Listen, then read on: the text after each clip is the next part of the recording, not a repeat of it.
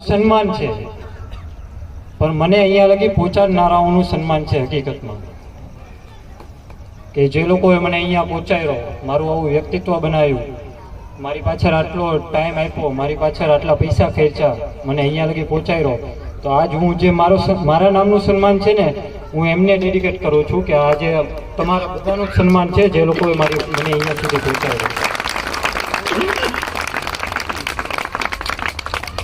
અને એલઆઈસી સાહેબની વાતને હું થોડીક આગળ વધારીશ અને એ જ વસ્તુ ઉપર વાત કરવા જેવી છે.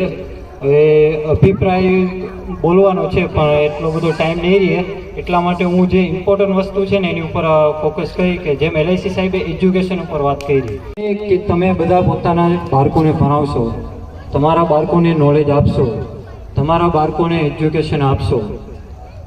એજ્યુકેશન એટલા માટે ઇમ્પોર્ટન્ટ છે કે તમારું બાળક એક એનું મગજ વિકસિત થાય, એ એક સારો માણસ બને, એનું એક વ્યક્તિત્વ બને. એટલા માટે અત્યારે એજ્યુકેશન જરૂરી છે. હું એવું નહીં કહેતો કે ખાલી ભણાવવા માટે જ એજ્યુકેશન, ખાલી નોકરી કરવા માટે જ એજ્યુકેશન આપો, કે તમે એજ્યુકેશન આપો, ભણાવી દો, ભાઈ સારી એવી નોકરી મળી જાય, એવું નથી કહેતો. એજ્યુકેશન આપો, તમારા છોકરાને ભલે ખેતી કરવી હોય તો ભલે ખેતી કરે, પણ એજ્યુકેશન આપો. બિઝનેસ કરવો હોય તો ભલે બિઝનેસ કરે, પણ એજ્યુકેશન ઇમ્પોર્ટન્ટ છે. અત્યારે એજ્યુકેશન એક સારો માણસ બનાવશે. સારો માણસ ક્યારે કહેવાય? કે એમાં બે ક્વોલિટી હોય ત્યારે. એક એ માણસ ભણેલો હોય ત્યારે, અને એમાં એક સારા સંસ્કાર હોય ત્યારે. જો માણસ ખાલી ભણેલો હશે ને તો એને સારું કામ કરતા